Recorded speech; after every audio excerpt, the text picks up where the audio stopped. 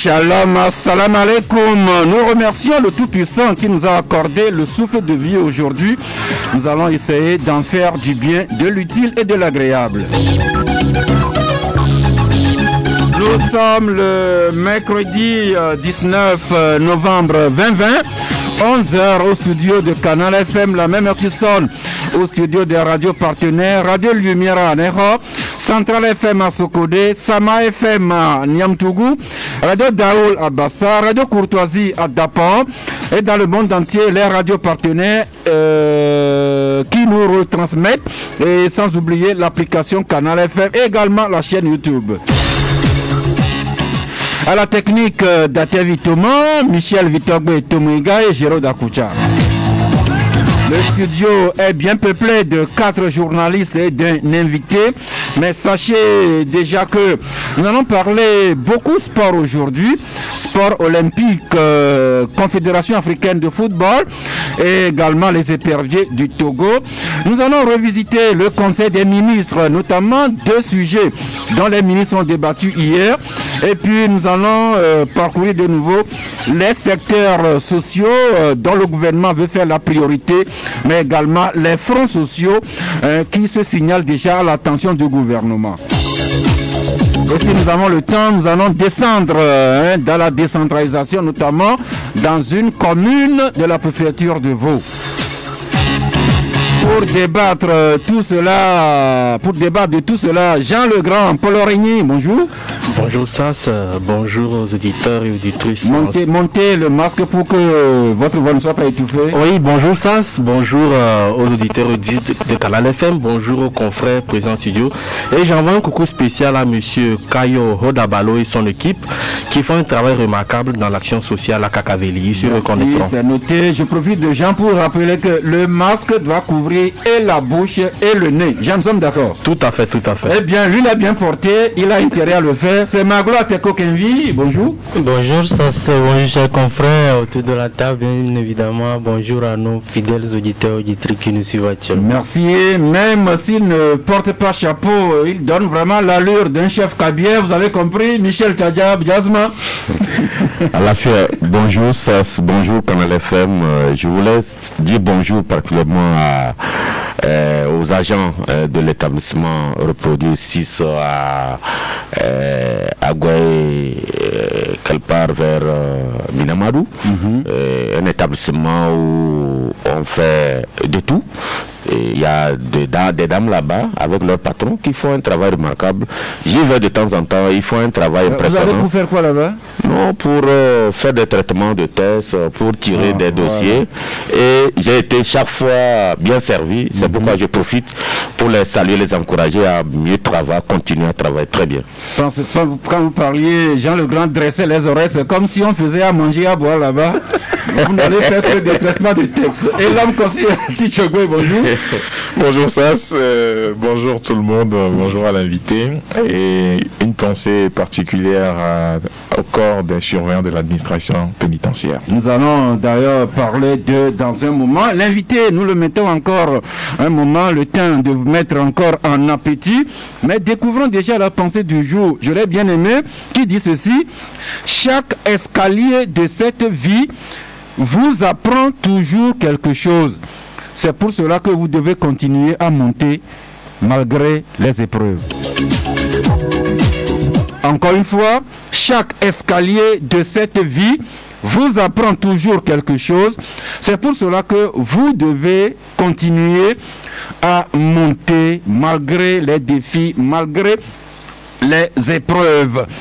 Une fois n'est pas coutume, démarrons cette émission par le sport et notamment le premier sujet porte sur la commission d'audit et de conformité de la Confédération africaine de football, la CAF. Pourquoi? Parce que nous avons appris que cette commission s'est réunie en visioconférence le mardi 17 novembre 2020. Et pour en parler, nous avons l'honneur d'accueillir le vice-président de cette commission d'audit et de conformité de la CAF, notre compatriote Mohamed Nourdine Assindo. Bonjour. Bonjour Monsieur Sass, bonjour à nos grands journalistes.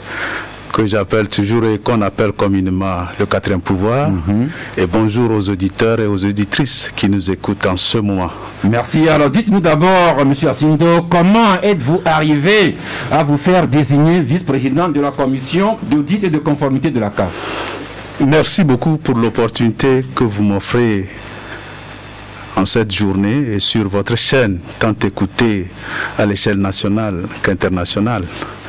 Et ça a commencé en 2018, où nous avons, à la réunion du Rabat, au Maroc, où le président de la Fédération togolaise de football, le colonel Akpovi, avait présenté notre candidature en face de tous les congressistes qui étaient présents, et il a pu faire ce qu'il pourrait, et nous avons été élus comme vice-président de la commission d'audit et de conformité de la Confédération africaine de football.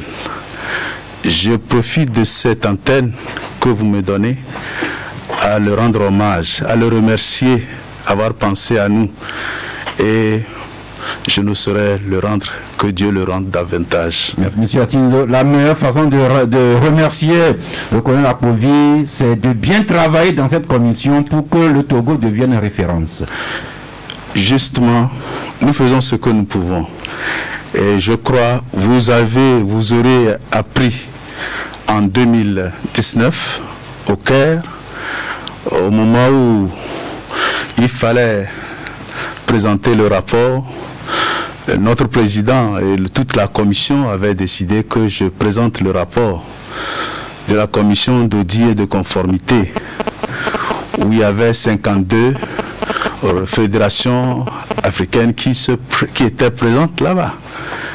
Et il se trouvait que pour la première fois, parce que le mode opératoire est simple, c'est du vote. Si c'est bon, c'est le carton vert, les pancartes vertes. Si c'est abstention, le jaune. Si c'est refus, complètement le rouge. Et contre toute attente, je crois toute la salle était verte. Et j'avais... Conformément à nos attentes, avouez à nous. Bon, merci. Conformément à nos attentes, toute la salle était verte. C'était là l'émotion. Ça dit tout. Merci. Alors continuons cette commission d'audit et de conformité de la CAF. Vous êtes combien dedans? Nous sommes 5. Vous me permettez de les citer? Bien volontiers.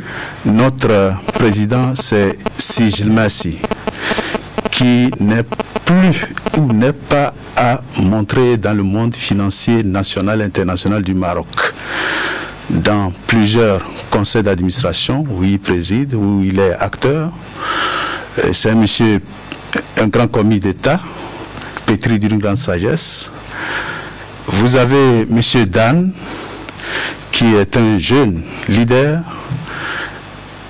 de la RDC. Vous avez monsieur Garang, qui est le neveu, pour ceux qui sont jeunes autour de cette table, qui est le neveu de John Garang, qui est le directeur du département des approvisionnements du ministère des Finances et de l'économie et en charge de la planification de la République sud-soudanaise. Ensuite, vous avez monsieur Fall, qui a la chance en mars 2020, son patron l'a fait directeur général du Trésor sénégalais. Et vous avez votre petit frère ou votre frère, Mohamed Nourdine Assindo, qui est le vice-président. Voilà. Merci. Eh bien, je disais tantôt que votre commission a tenu une réunion en visioconférence le 17 novembre. Est-ce que nous pouvons savoir les sujets qui étaient inscrits à l'agenda? Merci beaucoup. Vous savez, quand vous êtes dans cette commission, vous avez fait un travail. L'année 2019, nous avons donné notre avis sur les états financiers, sur ce qui se passe. Et nous avons fait des recommandations. Et cette année, les confédérations ou les équipes des fédérations ne peuvent plus se présenter sans que nous validons tant nos observations antérieures et bien évidemment nous nous prononçons sur la fiabilité des états financiers que le commissaire aux comptes de la Confédération africaine de football a présenté. Bien évidemment, nous avons le pouvoir de donner le quitus à certains responsables qui sont recrutés, n'est-ce pas, au niveau de cette structure en tant que dans l'administration. Voilà un peu d'une manière ramassée l'objet de notre rencontre, valider les procès-verbaux des réunions précédentes, donner notre avis sur la situation et donner les orientations sur la conformité. Et au jour d'aujourd'hui, il y a un risque que le monde vit, le monde Covid, où les comportements doivent changer, où les gens doivent gérer les dossiers du football à distance ou bien proche ou loin.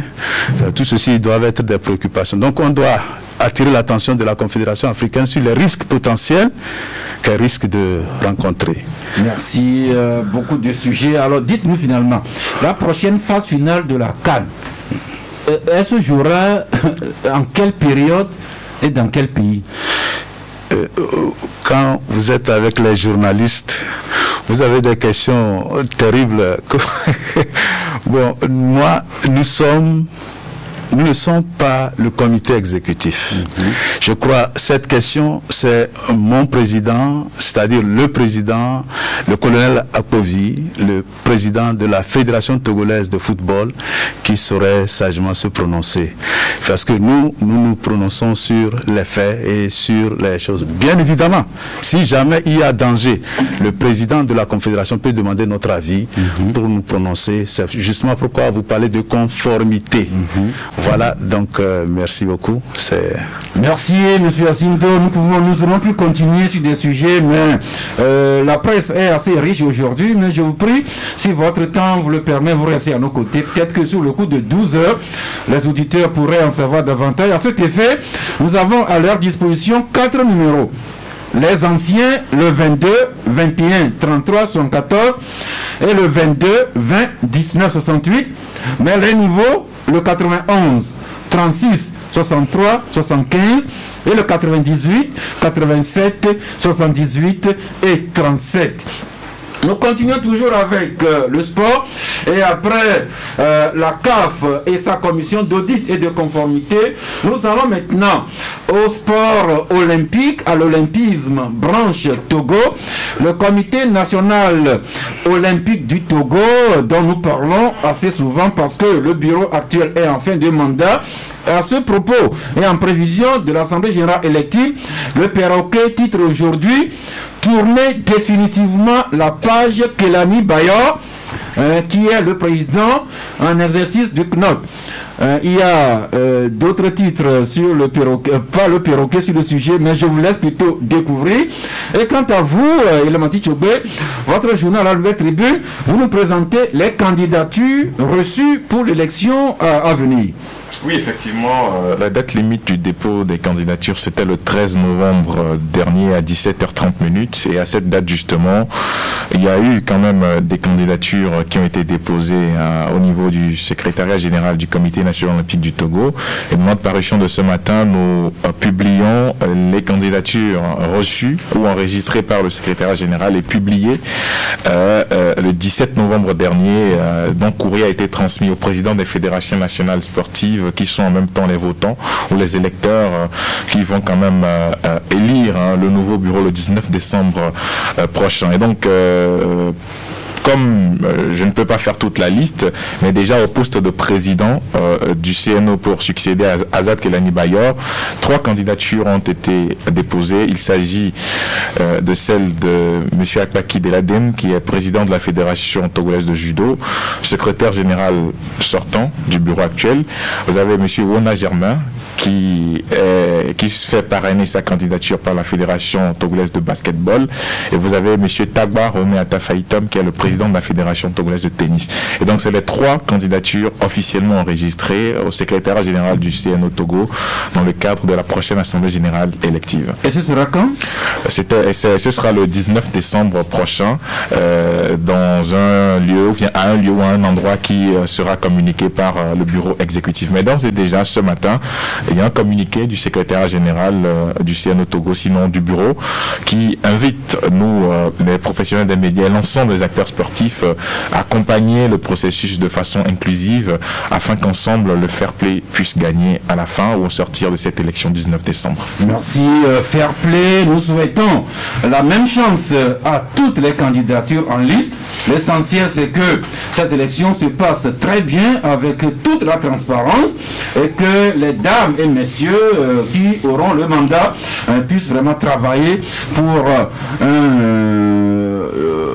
meilleur et réel sort et essor de nos sports. Nos sports, dont le football, le sport roi, et le Togo qui est dans la dynamique des matchs pour la qualification de la prochaine Coupe d'Afrique des Nations. La 4e journée a été jouée sur nos installations ici à Kégué. Vous connaissez les résultats. Et nous continuons avec les commentaires des confrères. Et à ce propos, le perroquet qui écrit: éliminatoire CAN Total Cameroun 2022, 4e journée, Togo 1, Égypte 3. Et pour Perroquet, cette défaite signifie la fin de parcours pour les éperviers du Togo. Mais Fair Play oblige, les éperviers seront obligés de jouer les 2 matchs restants, même si cela ne comptera que pour du beurre. Canal D, Jean Le Grand Polo Runi, vous écrivez, vous, Claude Leroy des défaites, des défaites, écrivez-vous. Oui, ça, vous savez, en 26 matchs que ce monsieur a eu. C'est Claude Leroy. Oui, Claude Leroy. Notre coach. Enfin, le coach des éperviers, je vais le dire ainsi. En 26 matchs que Claude Leroy a présidé au destiné de la sélection nationale, il n'a eu que 2 victoires. Ce qui fait de lui le roi des défaites. Nous le disons ici parce que quand vous faites le rapport qualité-prix, vous voyez que tout ce qu'on a dépensé pour ce monsieur, il n'a rien apporté. Arrivé en 2016 au Togo, on l'a qualifié de sorcier blanc, qu'il venait pour faire des miracles. D'ores et déjà, le monsieur dit non, pour la CAN 2017, il n'est pas partant parce qu'on n'a pas recruté pour ça. On a été éliminé on a été éliminé. En 2019, les éperviers s'étaient quand même qualifiés pour la phase finale de la CAN 2017. Oui, mais voilà, on n'a rien foutu, on est revenu. Il dit que c'était pas dans son cahier de charge. En 2019, son cahier de charge était arrivé. Et bizarrement, on n'a pas pu se qualifier. Et le monsieur est toujours maintenu, malgré les cris, la douleur que les Togolais ressentent pour le sport qui est vecteur de ciment. Quand au niveau politique ça ne va pas, on n'est pas écouté et le monsieur a perduré. Il n'a aucunement la culture de démission alors qu'il est même, je vais dire, à moins de 10% du résultat attendu. Et nous disons, le PM Dogbe a dit que nous sommes dans un gouvernement axé sur les résultats. Tout le monde est témoin des résultats que ce monsieur a apportés au public togolais et à la sélection. À eux d'en juger si, suivant cette logique, le monsieur doit toujours demeurer ou il doit prendre la poudre d'escampette. Merci. Pour Canal D, Claude est le roi des défaites. The Guardian, lui, écrit Claude Leroy, le pire sélectionneur de tous les temps. Et The Guardian vous présente son bilan.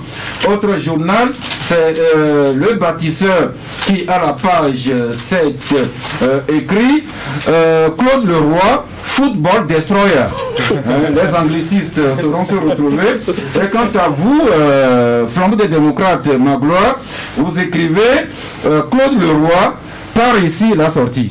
Ah ben oui, ça, par ici, la sortie, tout simplement, et ça, ce n'est pas nous qui le disons, mais c'est les résultats que Claude Leroy a réussi à avoir, les brillants résultats qu'il a réussi à avoir. Entre guillemets, résultats. Ah oui, qu'il a réussi à avoir avec le Togo depuis son arrivée en 2016.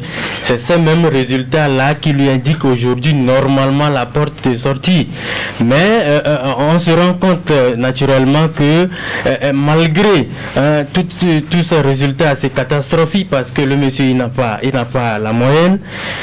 Et malgré ces résultats assez catastrophiques, il est là très serein, alors que tout le public togolais se rappelle que lorsque, justement, comme Jean le disait, la qualification in extremis du Togo à la CAN 2017 était considérée par l'homme comme la cerise sur le gâteau, parce qu'il disait que son arrivée au Togo était dans la dynamique de travailler pour qualifier le Togo plutôt pour la CAN 2019. La CAN 2019 était arrivée, on n'y était pas. La CAN 2022 qui arrive, on n'y sera pas également. Alors, ce qui est encore catastrophique, c'est que Sasgaou, aujourd'hui, on nous dit que le monsieur, il est là en tant que médecin, c'est-à-dire pour soigner le football togolais. Mais quand on analyse ces résultats, on se rend compte que véritablement, il est plutôt un mal pour le football togolais qui est déjà malade. Alors quand vous mettez un mal, c'est-à-dire c'est quelqu'un qui est déjà malade, et vous le confinez dans une chambre qui est parasitée, vous comprenez à peu près ce qui peut en être du sort du malade. Et donc, l'autre aspect qui est un peu catastrophique, c'est que au-delà où hier, par exemple, le Togo essayait de jouer ce match avec les moyens que nous avons à bord. Les moyens, c'est que oui, on n'avait pas véritablement de grands joueurs, mais avec les joueurs qu'on avait sous la main, on se qualifiait. Tantôt, si on participe à cette CAN, l'autre CAN, si on rate, on fait tout pour être à la prochaine CAN. Et c'était des CAN à 16 équipes. Mais depuis quelques temps, vous imaginez, c'est des CAN à combien? 24 équipes. À 24 équipes, ça fait la moitié du continent africain. Oui. Et on nous dit que M. Claude Leroy n'arrive pas à qualifier le Togo. Nous disons que ces résultats objectivement qu'il a réussi à avoir sur le terrain lui indiquent clairement la porte de sortie. Mais comme vous et moi nous le constatons, on a l'impression que ces résultats n'inquiètent guère l'homme. Et c'est là où, comme tout le commun des mortels togolais, on se pose la question, quelle est vraiment la réelle ambition de l'homme en arrivant au Togo? Est-ce que c'était pour bâtir une équipe pour le Togo? Est-ce que c'est pour avancer c'est pour faire avancer le football au Togo? Ou carrément c'est ailleurs? Parce que, souvenez-vous, un entraîneur comme Didier Sis par exemple, il était arrivé, on l'avait accusé d'être un novice, un néophyte, mais sur le terrain, il a fait des résultats. Mais malgré tout, nos dirigeants sportifs ont quand même eu cette présence d'esprit-là de le virer parce que justement, le Togo était sorti de la CAN, joué en Afrique du Sud sans avoir fait un grand résultat. Mais quand même, on l'a viré. Mais le monsieur, il n'arrive même pas à nous qualifier. Vous savez que c'est après avoir perdu son bonheur qu'on s'en rend compte. Ah, mais oui. continuons par un autre journal qui montre la porte de sortie. À Claude Leroy, c'est la Nouvelle Tribune. Le roi par ici la sortie et Liberté écrit que même jusqu'à l'Assemblée nationale, des députés réclament la démission de Claude Leroy et Liberté qui titre en éditorial un peu de dignité, Claude. Bon, moi je crois que cet entraîneur mériterait un bon livre, un très bon livre sur son parcours parce que c'est la pire carrière, enfin la plus mauvaise fin de carrière qu'il est en train de passer sur le banc des éperviers. De tout ce qu'on nous a raconté sur cet entraîneur censé être entre guillemets mythique, je crois quand même qu'il a démontré que c'est un ballon de baudruche. C'est au Togo qu'il s'est carrément dégonflé. Tout ce qu'il a fait au Togo, il a remis totalement en cause sa carrière d'entraîneur, de sélectionneur. Depuis qu'il est là, il nous a habitués à des discours contradictoires.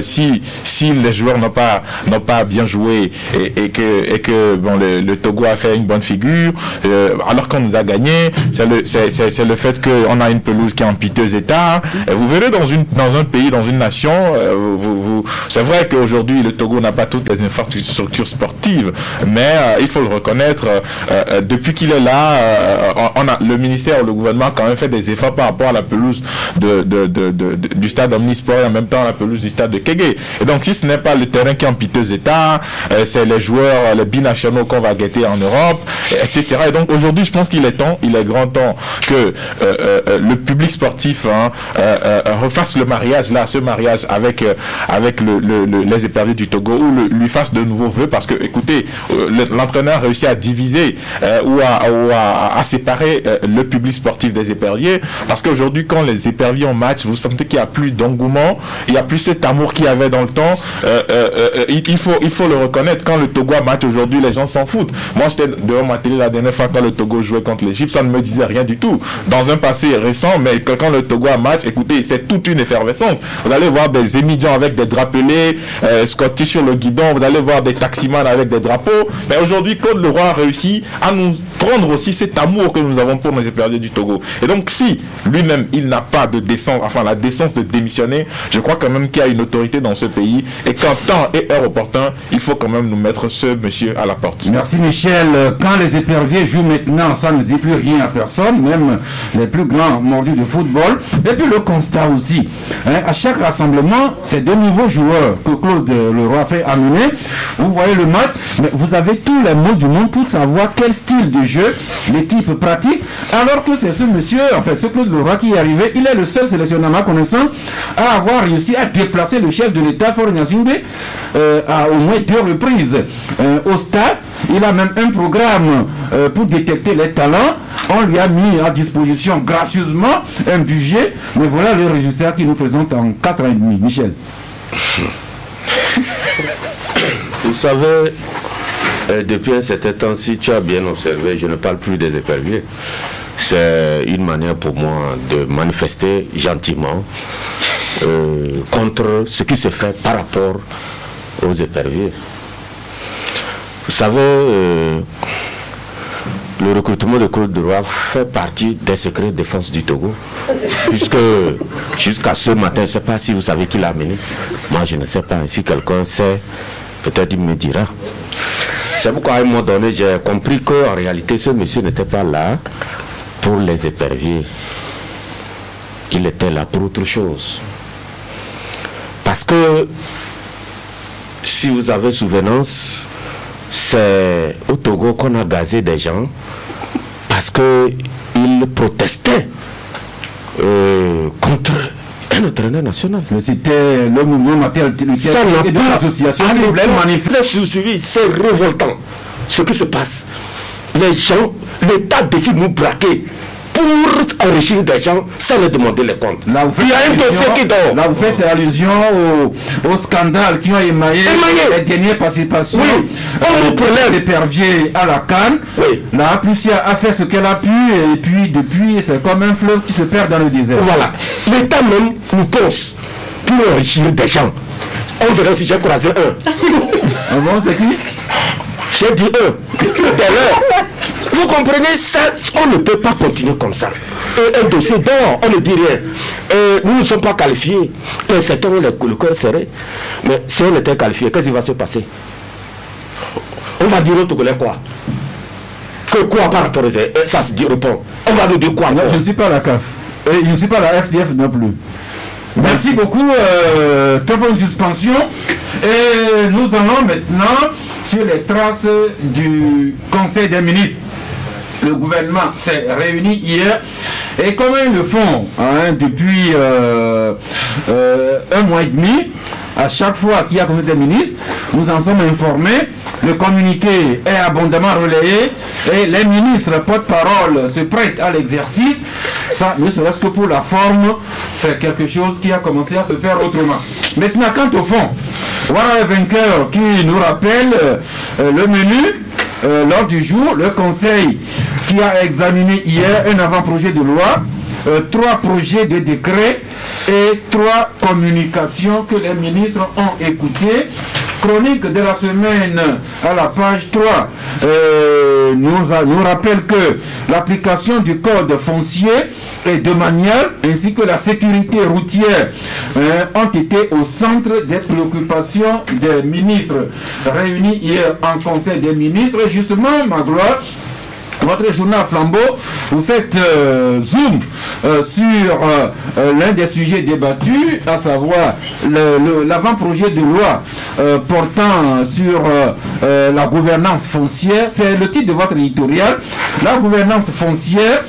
Un petit article, mais que je trouve bien intéressant, Magloire. Oui, la gouvernance foncière, parce que comme vous l'avez dit, l'État a déjà donné le ton et on a suivi justement le ton là pour en tout cas nous replonger dans la gouvernance foncière telle qu'elle se vit au Togo. Vous savez, le foncier,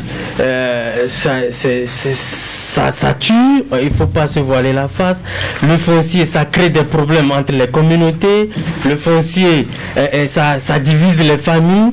Et on a l'impression que devant cette situation assez alarmante, il était apparu que l'État avait la main un peu légère face à cette situation.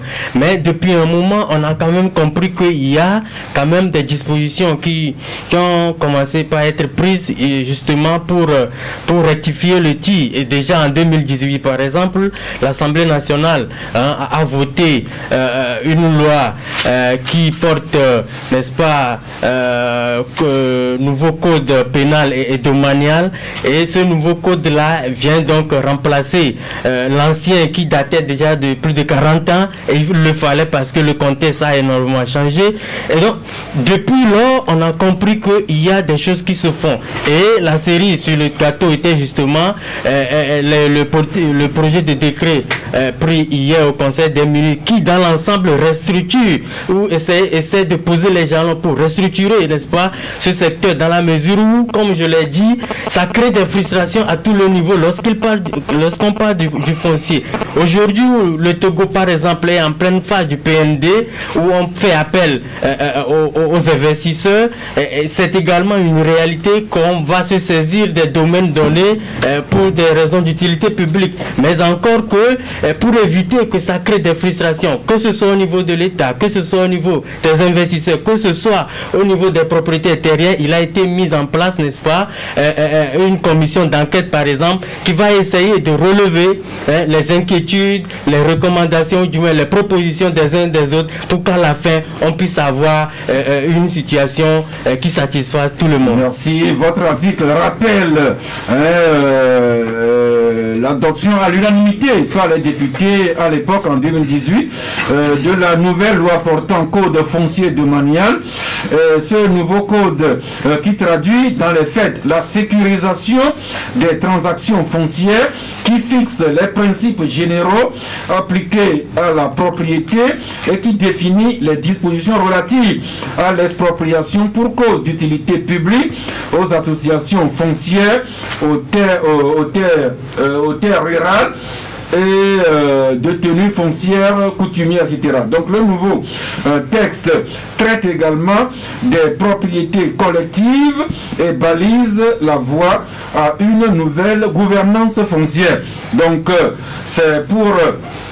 C'est ce code que le gouvernement a travaillé hier avec l'avant-projet de décret portant attribution, composition et fonctionnement des commissions d'enquête de Commodo et Incommodo, qui n'est qu'un texte d'application du code foncier et domanial pour apporter donc des réponses aux aspirations de la population et des acteurs au développement. Alors, il y a un sujet qui fait l'actualité dans la préfecture du Zion, notamment le canton de Pomé, où il se dit qu'une partie des terres de ce canton devra être réquisitionnée par l'État. La population du canton de Pomé qui ne cesse de manifester contre, et le Guardian le rappelle aujourd'hui, paumée à Gomé, la population qui dit non au projet d'expropriation de plus de 716 hectares de terre par l'État. Eh bien, en attendant de connaître davantage le degré qui a été étudié hier, on verra comment les populations de Gomé pourront être écoutées et que leurs inquiétudes soient satisfaites. Et là, c'est tout ce qu'on peut dire pour le moment. Oui, effectivement, mais hier en conférence de presse d'après Conseil des ministres, le porte-parole du gouvernement a insisté sur le fait que la création de cette commission chargée de faire l'enquête Komodo va consister beaucoup plus à échanger avec les populations dans le cadre des grands projets au cœur de l'agenda gouvernemental et anticiper sur tout problème qui pourrait advenir dans le cadre de certaines de l'expropriation au niveau de certaines localités. Et donc par rapport à Gomé, justement, il y a un confrère qui a posé la question dans la salle et le ministre a rappelé qu'il n'a pas tous les éléments d'appréciation de cette affaire et que sûrement le ministère en charge de l'urbanisme et de l'habitat fera diligence pour que effectivement l'angle puisse être prise avec ces différentes populations afin qu'une solution soit trouvée. Mais de toutes les façons, par rapport à ce projet de loi, justement, je rappelle que c'est contenu dans le nouveau code domanial et cadastral de 2018, cette commission d'enquête qui doit faire quand même ce type d'exercice. Et donc c'est aujourd'hui ou bien depuis hier, le gouvernement a décidé d'opérationnaliser cette commission d'enquête dans le cadre justement de cette enquête Komodo-Inkomodo. Eh bien, les populations qui se sont vues exproprier les terres pour cause d'utilité du public, j'en sais quelque chose. Clôture de veau avec les phosphates. Nos parents de Yoto en savent encore quelque chose. Eux, dans les terres, servent à exploiter aussi bien le phosphate dans le veau que le clinker dans le Yoto et autres. Maintenant, le mais ici, il vous arrive de réécouter les plaintes des populations, notamment d'Aflaou, d'Agoué et de Lomé, notamment les terres qui ont servi à construire l'université, et des populations se plaignent n'être pas encore dédommagées jusqu'à ce jour. Ceux dont les terres servent à construire Lomé 2 continuent à se plaindre un peu partout. Souhaitons et espérons que ce décret que nous allons chercher à connaître davantage clarifie le jeu et que tout le monde se sente à l'aise et qu'on comprenne qu'on a cédé une partie de son patrimoine pour le pays, mais qu'on ne se retrouve pas SDF dans son propre pays. Oui, ça, vivement que ce décret vraiment puisse apporter des solutions aux problèmes d'expropriation dans notre pays. Parce que vous n'êtes pas sans savoir que beaucoup de populations actuellement souffrent à cause de ces problèmes. Quand vous prenez le cas de Gomé actuellement là-bas, les populations se plaignent parce qu'une partie de leur territoire avait été prise par Scantogo et aujourd'hui, elles n'ont pas de quoi vivre. Ils disent que les retombées de l'exploitation qu'on fait des zones là ne leur profitent en rien. C'est le vrai problème. Les gens sont conscients que si c'est pour l'intérêt commun que nous devons servir nos terres et que nous avons une partie peut-être dans les ristournes, une partie de la population est engagée, on fait des choses pour notre localité, ils seront partants. Mais une fois que ces études ne sont pas faites, les études d'impact environnemental et sociétal, pour comprendre pourquoi les populations sont attachées à leur terre, il y a beaucoup de choses à faire. Mais une fois que l'homme, comme on le dit, n'est pas vraiment au centre des actions qu'on met, mais peut-être on court plus vers le gain, vers ce que ça va donner, c'est ce à quoi nous allons assister. Et vivement que vraiment cette enquête-là puisse approfondir, aller au fond et régler les problèmes définitivement. Merci. Nous continuons avec les secteurs sociaux dont le gouvernement veut faire sa priorité. Rappelez-vous, les propos tenus par la Première ministre lorsqu'elle était devant l'Assemblée nationale. Et puis les fronts sociaux qui se signalent un peu ici, un peu là. Commençons donc avec flambeau des démocrates à la page 3, mais plutôt voilà les vainqueurs. Vous rappelez que dans le projet de budget exercice 2021, c'est 445 milliards de francs CFA que le gouvernement veut consacrer aux secteurs sociaux, ce qui fait un peu plus de la moitié de toutes les ressources qui seront affectées aux institutions de la République. Oui, Je trouve ça très intéressant, même on pouvait aller au-delà, parce que vous savez, quand vous prenez l'éducation, la santé, ce sont des secteurs où on constate de temps en temps des remous. Et hier seulement, je pense que c'est une grève... les 3 derniers jours. Oui, c'était le dernier jour nous allons y revenir. De la grève de la FESEN qui a pris fin hier. Donc, pour dire que si on arrive à donner satisfaction à ces secteurs, je pense que le gouvernement aura fait un grand pas. Vous avez constaté que de par les années passées, c'est beaucoup plus dans ces secteurs-là que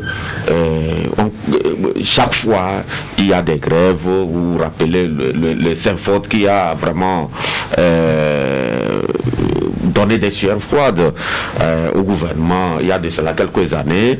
Vous vous rappelez aussi au niveau de l'éducation où les enfants étaient dans les rues. Nous avons perdu malheureusement, je pense, 2 enfants à Dapan. Donc tout ça là, Alfred et Douti. Donc pour dire que le gouvernement est conscient que c'est des secteurs sur lesquels il ne faut pas blaguer. Donc le fait d'affecter un peu plus de 445 milliards dans l'exercice du budget 2021, nous trouvons que c'est une bonne chose. Maintenant, nous attendons la faisabilité sur le terrain. La faisabilité, justement, c'est votre interpellation également, Forme des démocrates.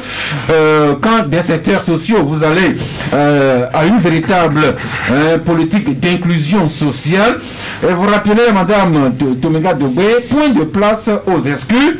Et vous signalez d'ailleurs qu'à l'heure du bilan, Dame Tomenga Dogbe et tous ces ministres doivent être en mesure de faire sentir aux Togolais les effets réellement palpables du gouverner autrement. Bien évidemment, vous savez, après, juste après sa nomination par le chef de l'État, et lorsque Mme Dogbe et son gouvernement étaient devant les députés à l'Assemblée nationale, elle a clairement défini son discours programme essentiellement axé sur l'inclusion sociale. Madame Victoire Dogbe a fait comprendre aux Togolais que elle et son équipe vont travailler véritablement au développement et surtout à mettre l'homme au cœur du développement. Et donc aujourd'hui, parallèlement à la vision politique, et parallèlement à cette vision politique-là justement, on a vu que techniquement, on a mis un budget assez conséquent à disposition. Et comme vous le savez, depuis la semaine passée, le gouvernement a adopté un nouveau, en tout cas le projet de loi des finances de l'exercice 2021 qui a évalué à plus de 1521 milliards de francs CFA. Et ça, la part allouée, n'est-ce pas, aux secteurs sociaux est évaluée à plus de 53%, c'est-à-dire plus de la moitié du budget national. Et en termes chiffrés, on parlera à peu près de quelques 445 milliards, n'est-ce pas, consacrés aux secteurs sociaux. Et donc, partant de là, nous estimons qu'aujourd'hui, il n'y a plus de raison valable, puisque, comme je l'ai dit, on a essayé techniquement de mettre des moyens à disposition pour pouvoir concrétiser la vision politique. Et donc, partant de là, vu que toutes les ressources sont réunies, il ne peut pas y avoir de raison valable aujourd'hui pour que, à l'heure du bilan, que Mme Dogbe et ses ministres ne puissent pas véritablement montrer aux Togolais ce qu'ils ont fait de leur gestion. Et donc, aujourd'hui, ils ont deux au mieux pratiquement, oui, ils ont quand même cette, comment vous appelez ça, ils vivent dans un état de grâce actuellement, mais le chantier, il est tellement grand, il est tellement vaste que les Togolais sont déjà, ils attendent l'équipe de Boué et à l'heure des comptes, ils seront vraiment montrés aux Togolais qu'ils ont été à la hauteur. Merci. Quand on se rappelle le communiqué a sanctionné le comité ministre la semaine dernière, quand l'avant-projet de budget a été étudié par le gouvernement, on note des pistes aussi bien dans l'agriculture que les pistes rurales pour désenclaver les zones de production agricole, des ambitions pour la la santé, pour l'école et autres. Et hier encore, le gouvernement a annoncé la construction de 9 centres de santé dans tout le pays. Nous prenons acte et nous suivrons cela, d'autant que des impatiences commencent déjà à s'exprimer ici et là. Des mouvements de grève un peu partout. The Guardian qui parle d'un mouvement de grève à Togo Terminal, conteneur, et Togo Multipurpose Terminal. 3 syndicats qui exigent de meilleures conditions de travail et de vie. On découvre par exemple que les travailleurs de ces secteurs-là demandent la revalorisation des salaires catégoriels sur la base du SMIC de 2012, la reprise des paiements de 4% annuels, l'attribution de la gratification de 40 000 francs CFA acquis à tous les travailleurs et puis l'application des textes en vigueur relatifs à la promotion. Donc même dans le privé, on sent des remous. Et ce n'est pas tout. La Nouvelle Tribune aussi est là. Vous nous parlez de quelques mouvements d'humeur aussi. C'est les gardes pénitentiaires. Ce corps spécialement créé pour garder les prisons, eux aussi se disent mécontents et ils se font entendre. Oui, je crois que c'est un vieux débat. Et il va falloir qu'au niveau du ministère de la Justice, notamment le ministre Pius Agbetomé, on puisse trouver une solution aux gardes pénitentiaires. Vous savez, ils sont vraiment en difficulté. Ils exercent dans des conditions extrêmement difficiles. Et si à ce stade, des gardes pénitentiaires demandent encore le treillis, juste l'uniforme à porter, je pense quand même que c'est grave. L'uniforme. Ils en sont jusque-là. Ils en sont juste à demander même l'uniforme à porter. Parce que c'est eux, ils ont un treillis spécial. Ils en sont à ce stade à demander l'uniforme. Eh bien qu'ils aillent au travail à Mawa.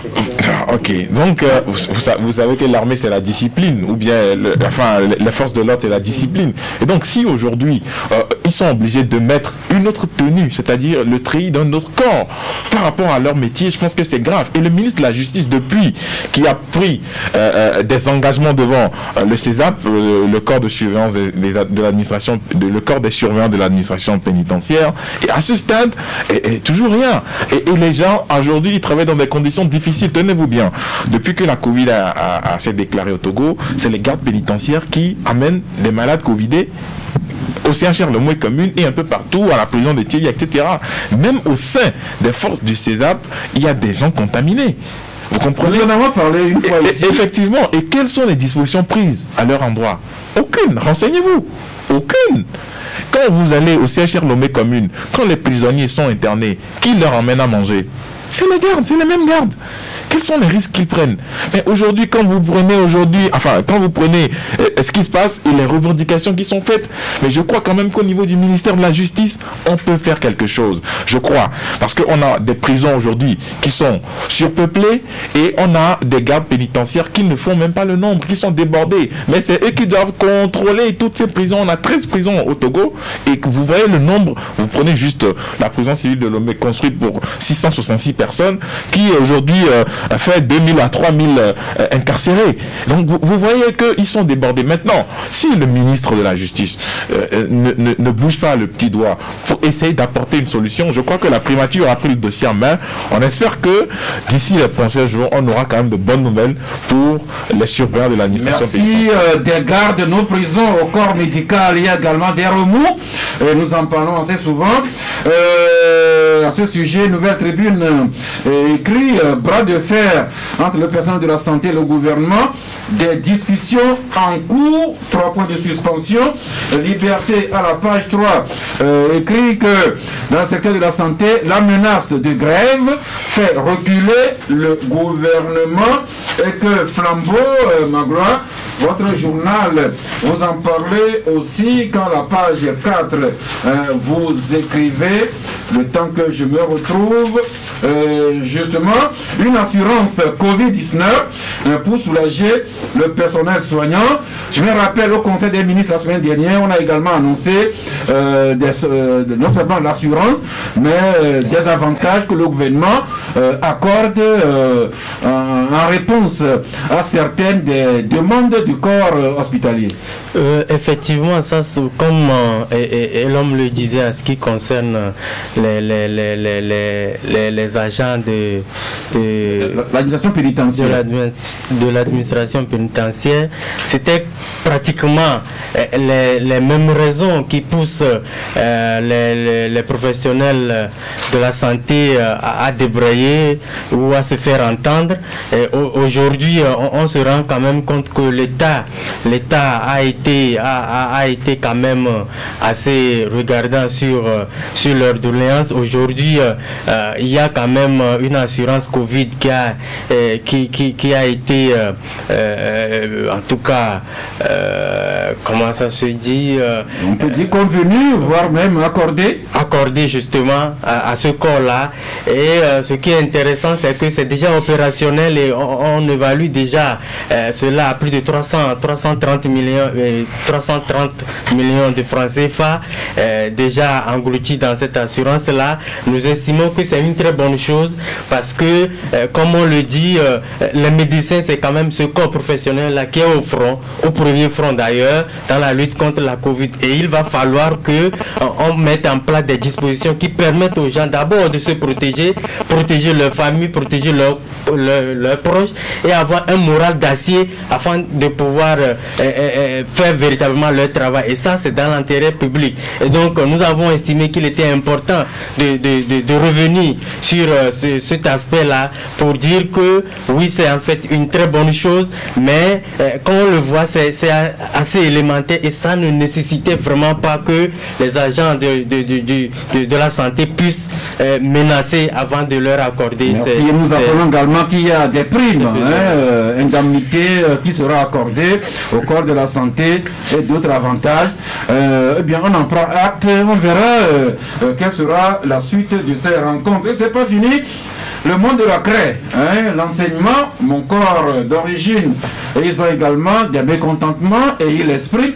Michel parlait tantôt de cette grève qu'on a connue à l'appel de la FESEN et de la C7.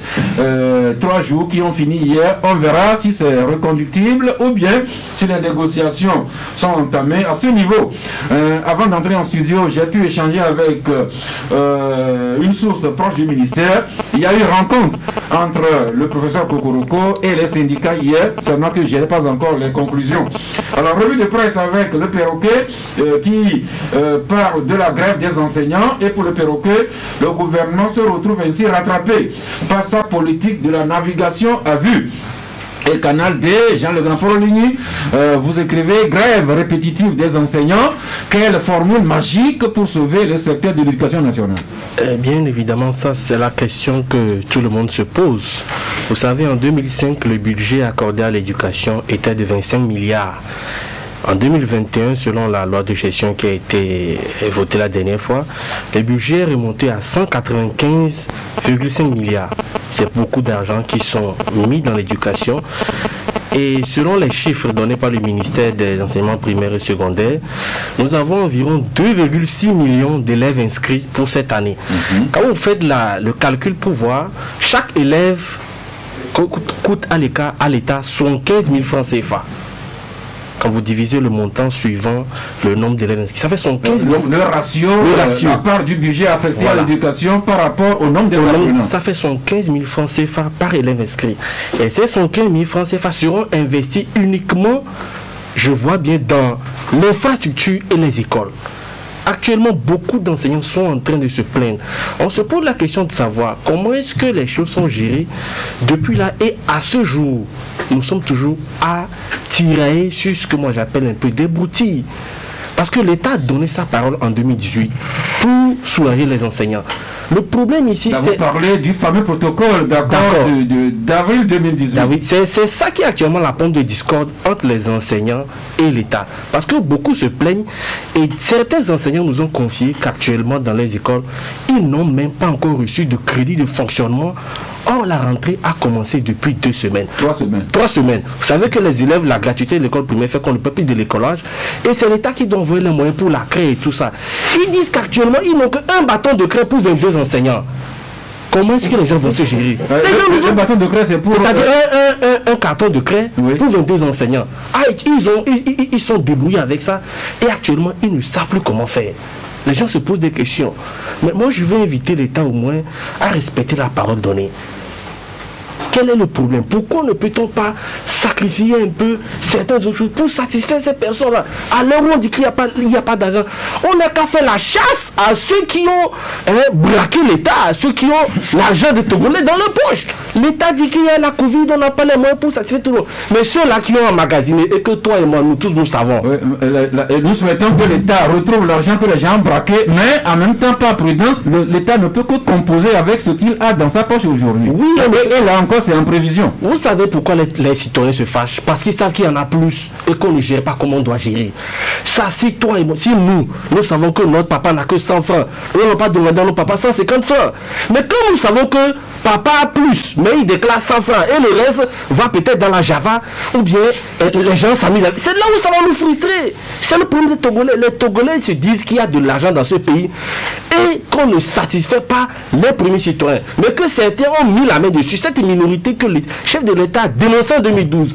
Il n'est plus jamais revenu sur ça aujourd'hui pour nous dire qu'on a arrêté 2 personnes de la minorité, on a arrêté 5 personnes, mais la vie continue et les Togolais continuent de humer. Merci, c'est un sujet vraiment d'intérêt national.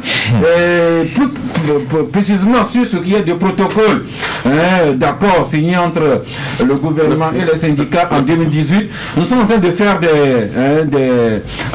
plaidoyers. Si nous avons des invitations qui répondent, nous allons consacrer une bonne partie de l'émission du Club de la Presse demain sur le protocole d'accord. C'est la pomme de discorde, quelle est la compréhension que les uns et les autres ont exactement de ce fameux protocole d'accord qui dit le vrai, qui dit le faux. Espérons que les personnes que nous approchons pourront être disponibles et demain nous y reviendrons. Mais en attendant, Michel. Non, je pense que tu m'as dévancé. Je voulais dire que, vous savez, la question de l'éducation, c'est une question très sensible. Et les gouvernants doivent comprendre que c'est le chemin, en tout cas c'est la voie obligée si vraiment on veut vraiment avoir la tranquillité dans l'éducation. Si on veut avoir une année académique apaisée, il faut vraiment passer par là. Et donc, lorsqu'ils se retrouvent, j'aurais souhaité vraiment qu'il y ait véritablement des discussions, des discussions qui vont quand même permettre les deux parties de pouvoir s'accorder sur le minimum. Les enseignants, c'est des gens aussi qui sont en mesure de comprendre. Ils ne vont pas demander vraiment l'impossible. Mais le gouvernement aussi a des obligations. Nous sommes tous conscients qu'avec Covid, l'État n'est plus en mesure de mobiliser les ressources à l'interne comme cela. C'est pourquoi nous sommes révoltés lorsqu'on se rend compte que certains vraiment organisent la Java avec l'argent qu'ils auraient pris à l'État et que au niveau on ne dit rien. C'est ça qui nous révolte. Et donc j'ai en tout cas envie de dire que l'État doit parler un langage de vérité aux enseignants. Ils doivent comprendre. On ne peut pas régler les problèmes d'une manière. En tout cas, un seul jour. C'est progressivement que quand j'ai écouté ce matin un des responsables donc, de ces syndicats, je l'ai trouvé vraiment responsable. C'est progressivement, mais quand même que l'État quand même tient un langage de vérité et que l'État ne laisse pas les failles à des gens de se comporter comme si ils étaient plus puissants que l'État lui-même. Merci. On va suspendre là. Juste terminer avec cet article de la Nouvelle Tribune. Vous nous transportez dans la commune Vaudeux. Un chef de ville Togoville, cette semaine qui a vu... Pardon ? Chef-lieu Togoville, cette semaine qui a vu la création de la fêtière des communes du Togo, sujet évoqué d'ailleurs en Conseil des ministres hier, Madame Yawa Kuga, la maire de Ogou 1, qui est la présidente de la fêtière. Et quand on revient à Togoville avec la commune Vaudeux, vous écrivez désordre dans la commune Vaudeux, et vous écrivez que la mairie est en train d'asphyxier les quelques rares opérateurs économiques de la localité. Oui, vous savez, ça, c'est vrai que la décentralisation, on est en train de la faire après plusieurs années et il se passe des choses pas très très commodes dans nos communes. On en a plusieurs, 113 communes sur toute l'étendue du territoire national. 117, voilà, excusez-moi, 117 sur toute l'étendue du territoire national. Et donc, à un moment, depuis quelque temps, vous constatez qu'il y a des problèmes dans les mairies, etc. Les gens se tiraillent. Cette semaine, et nous avons souvent relevé les travers des communes, nous nous sommes toujours intéressés aux communes. Et cette semaine, nous avons choisi de parler de cette commune, justement, la commune Vaud 2, où il se passe des choses pas très très commodes là-bas. Et nous inviterons plutôt le gouvernement, ou notamment le ministère de la décentralisation, le ministère du tourisme, à s'asseoir aussi avec le maire et ses administrés pour savoir exactement ce qui se passe. Parce que les administrés parlent d'une taxe sur les boissons que le maire veut instituer, d'une taxe sur les forages, ce qu'on n'a jamais entendu, enfin ce qu'on n'a jamais lu dans la législation nationale. Et les administrés parlent de beaucoup de choses. Et donc il va falloir que le ministère de l'administration territoriale et le ministère du tourisme, parce que c'est des établissements hôteliers dont il s'agit autour du lac Togoville, il y a les taxes d'emprise, il y a d'autres taxes qu'ils payent, et donc il va falloir... Eh bien, qu'est-ce qui se passe dans la commune Vaud 2? Est-ce que la mairie est en train d'asphyxier les opérateurs économiques? Ça me rappelle un poème que nous avons appris à l'école primaire, La poule aux œufs d'or. Si vous voulez tuer la poule aujourd'hui, vous aurez peut-être l'or, mais c'est perdu à jamais. Donc c'est cette petite sagesse qui termine cette première partie de l'émission. Là, soufflez un peu. Après, nous vous attendons sur les deux numéros, le 22 21 33 74, le 22 20 19 68, ou bien le 91 36 63 75, ou encore le 98 87 78 et 37. Eh bien, nous venons à vous, nous avons débattu de plus d'un sujet, lequel sujet devrait sûrement vous intéresser. Vous avez 4 numéros. Le premier auditeur, bonjour. Bonjour, c'est M. Alphonse. Monsieur Alphonse, nous écoutons. Nous voudrais dire à M. Claude Leroy de laisser le Herbier. Parce qu'il est en train de cacher la carrière de nos jeunes. C'est ma préoccupation. Merci. Préoccupation partagée. Eh bien, Alphonse, qui vient de s'adresser en direct à Claude Leroy et autour de Claude Leroy, ça que chacun aura compris. Le deuxième auditeur, bonjour. Georges, nous vous écoutons. Il était à la fin de sa carrière, Claude Leroy, quand on l'avait recruté. Personne ne voulait plus de lui et on l'avait recruté. On avait cru qu'il allait changer le cours des choses au Togo, mais ça n'a pas marché. Mais étant donné qu'il était à la fin de sa carrière, ne croyez pas que ce monsieur allait démissionner. Il ne va pas démissionner. On doit le faire démissionner. On doit le renvoyer. Donc c'est un appel. Je sais que le président n'aime pas qu'on le pousse. Pour la présidence, on ne va pas le pousser. Il y a le président de la fédération et puis il y a le président de la République. Président de la République, monsieur. Okay. Je m'adresse au président de la République. Parce que quand on a perdu tout espoir, c'est le sport qui nous reste. Chez les Blancs, avec cette défaite, ce monsieur, depuis là, il arrête de démissionner. Donc, le Togo est le seul pays qui peut rester collecter de l'argent à la fin de l'année. On a besoin de cet argent pour aider les jeunes à se lancer dans l'entrepreneuriat. Monsieur le Président, aidez-nous. Bonne journée à vous. Je vous en prie, Georges. Bonne journée à vous aussi. Georges qui passe le témoin au suivant. Bonjour. Allô. Bonjour. Monsieur Gado. Monsieur Gado. Oui. Nous vous écoutons. Bon. Est-ce que les Togolais aiment Claude Leroy? Apparemment non. Donc si Claude Leroy n'est pas aimé par les Togolais, celui qui l'a embauché ou l'a mené, les Togolais ne l'aiment pas non plus. Apparemment le chef de l'État. Donc il n'a qu'à tout faire pour renvoyer Claude Leroy pour que les Togolais aiment. Merci. Je ne vois pas, j'ai pas trop le rapport de l'un à l'autre. Je vous rappelle que Claude Leroy, mais il y a d'autres sujets, hein, le Comité national olympique du Togo, les secteurs sociaux, les fronts sociaux et d'autres sujets qui devraient vous intéresser. Bonjour l'ami. Bonjour Sas. Oui. Mawena Didogome, allez-y. Salut le plateau. Salut Michel Tomaga à Salpeke. Oui. Sas.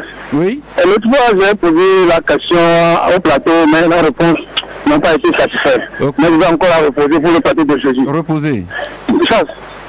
Entre les ministres et les enseignants, qui est prioritaire, à qui on doit donner des moyens, des attention. Les ministres sont les noms avec le véhicule.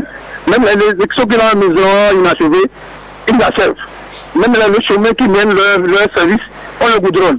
Mais tout à fait, nous voyons les enseignants avec le vieil moto mat ou Vespa, avec le vieux sac derrière, ça me fait mal.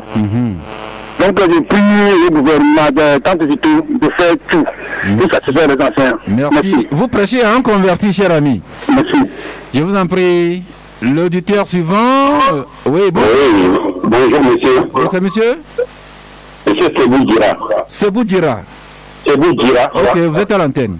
Oui, monsieur Satour a dit quelque chose tout à l'heure qui m'a intéressé un tout petit peu.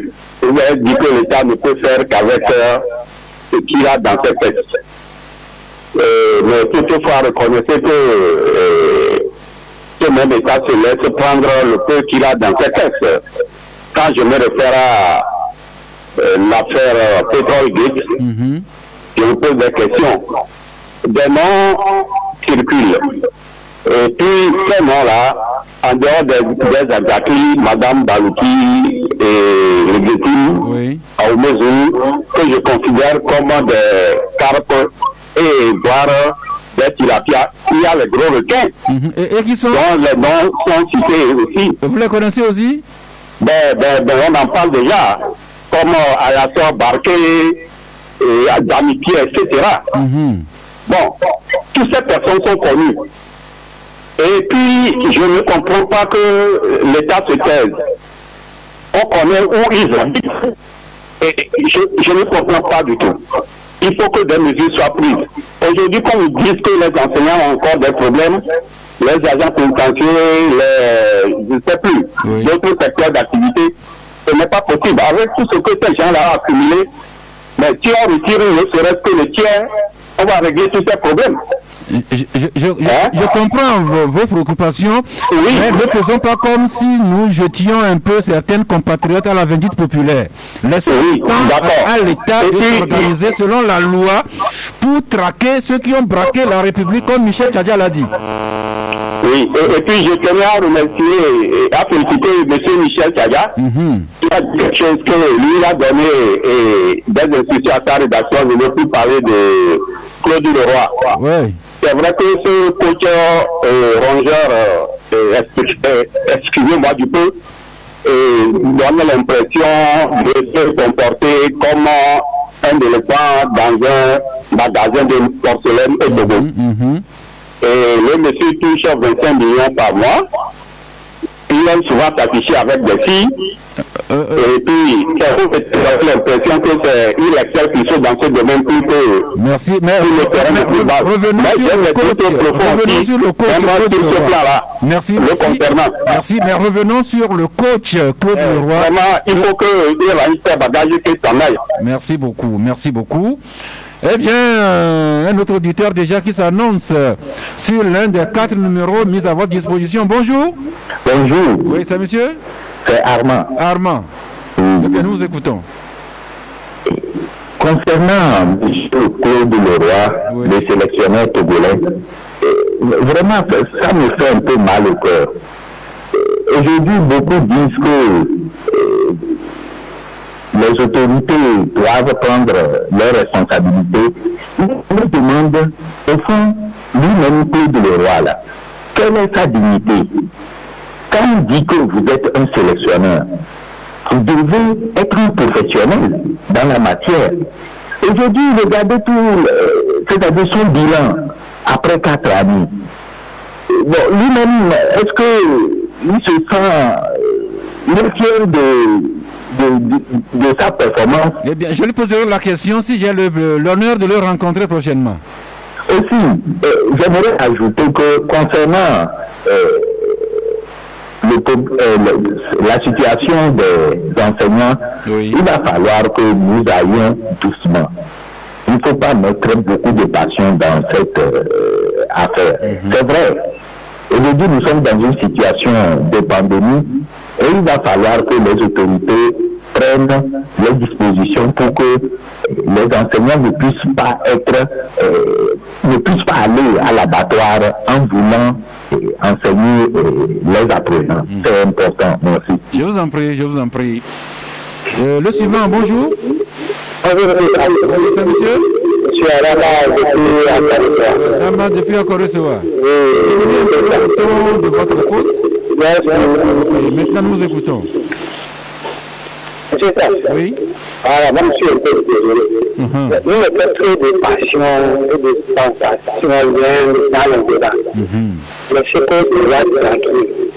Mettre une maison de football dans le il faut qu'on mette de l'ordre d'abord, avant que l'étranger vienne encore dans cette maison-là. Il y a trop de règles, de vengeance dans tout ce que nous faisons.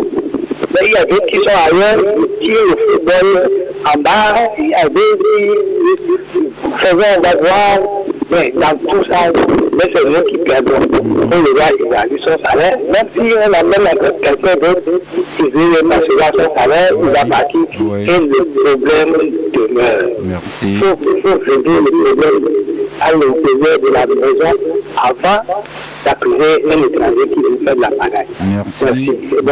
Votre interpellation s'adresse au colonel Akpovi. C'est le président de la fédération. Il lui appartient, avec les membres de son comité exécutif, d'assainir la maison. Et puis, la question, je suis un peu surpris que nous-mêmes, on s'adresse directement au président de la République, alors que dans tous les pays du monde, c'est le président de la fédération nationale qui recrute son sélectionneur. Est-ce que M. Akpovi est si impuissant devant ce sujet? L'auditeur suivant, bonjour. Oui, c'est monsieur Soulkeni.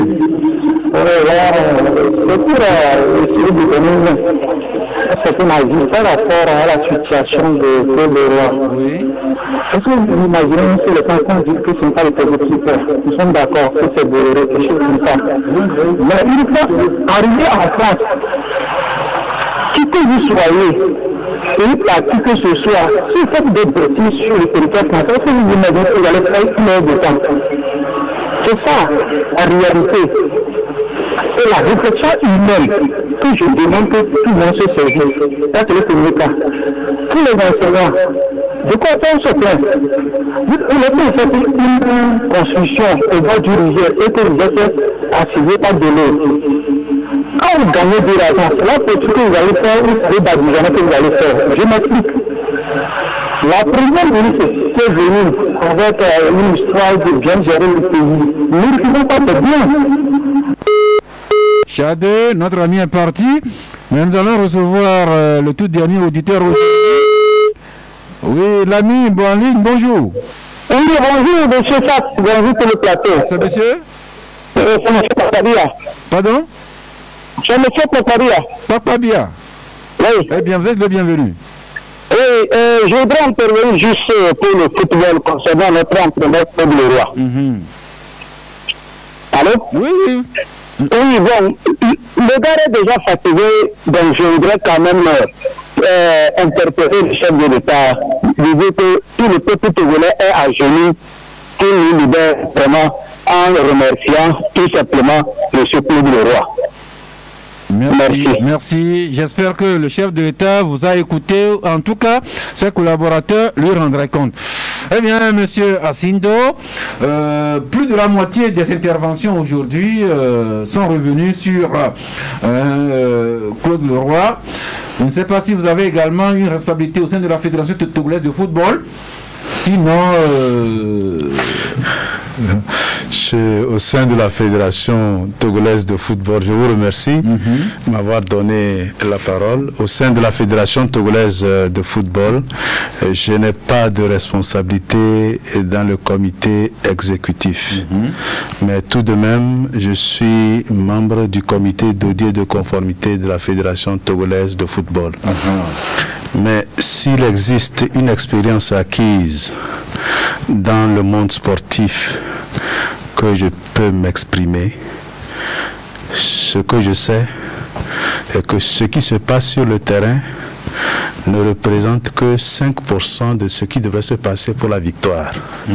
C'est-à-dire 95% se fait hors du terrain.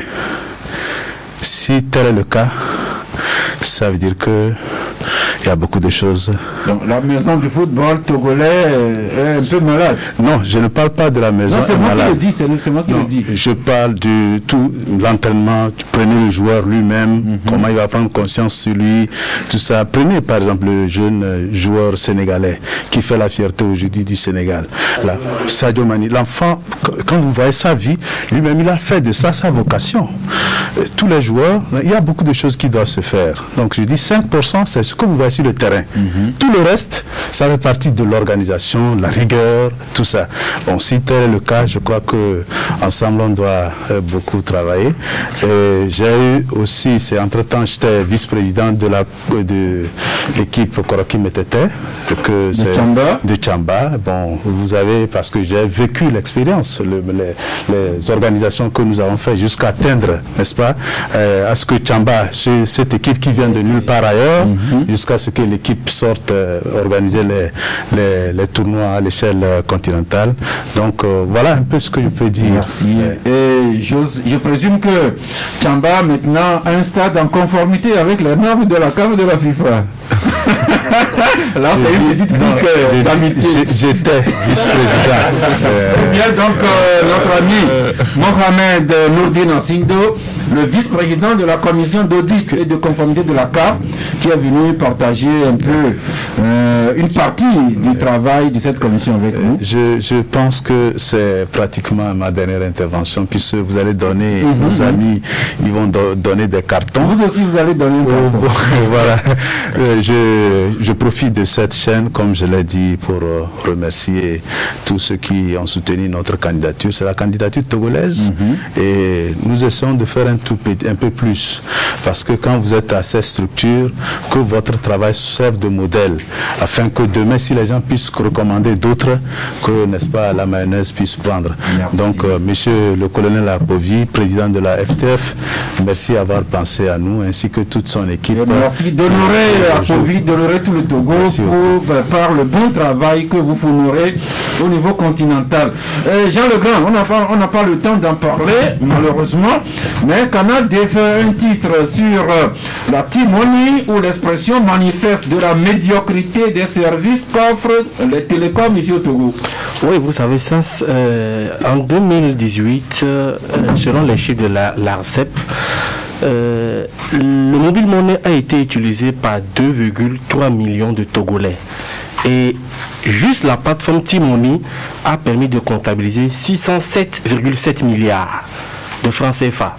C'est dire que beaucoup de Togolais aujourd'hui sont familiarisés avec le mobile money et n'utilisent plus trop les comptes en banque. On a beaucoup qui se déplacent avec leur argent dans leur téléphone. Mais tenez-vous bien, depuis quelques mois, c'est le bug avec T-Money. Vous pouvez faire une tentative plus de 20 fois dans la journée, vous n'êtes pas satisfait.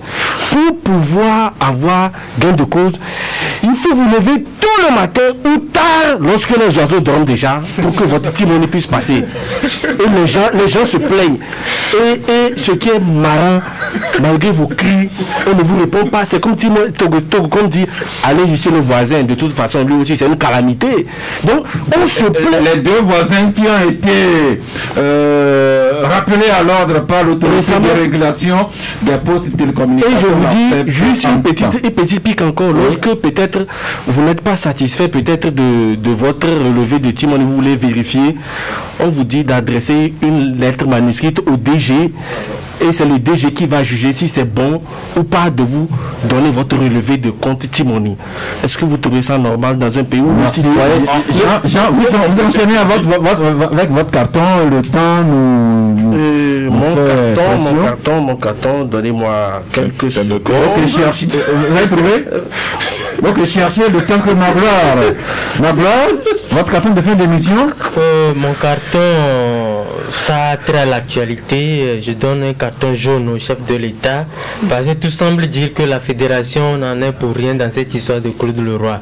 Et alors je me tourne vers le chef de l'État, lui adresser un carton jaune pour lui dire que tout est au rouge en réalité. Et que quand M. Claude Leroy, qui est venu pour construire une équipe digne de ce nom, à 4 ans après n'arrive pas à nous fournir une équipe, et que le capitaine puisse être à mesure de dire que 4 ans après nous n'avons pas encore un groupe, je dis tout est au rouge. Et quand on voit qu'avec Claude Leroy, un attaquant peut devenir un défenseur, un milieu peut devenir un attaquant et vice versa, il ne reste qu'un gardien qui peut faire l'attaque avec le monsieur. On a tout vu. Le carton jaune, on a tout vu. Et pour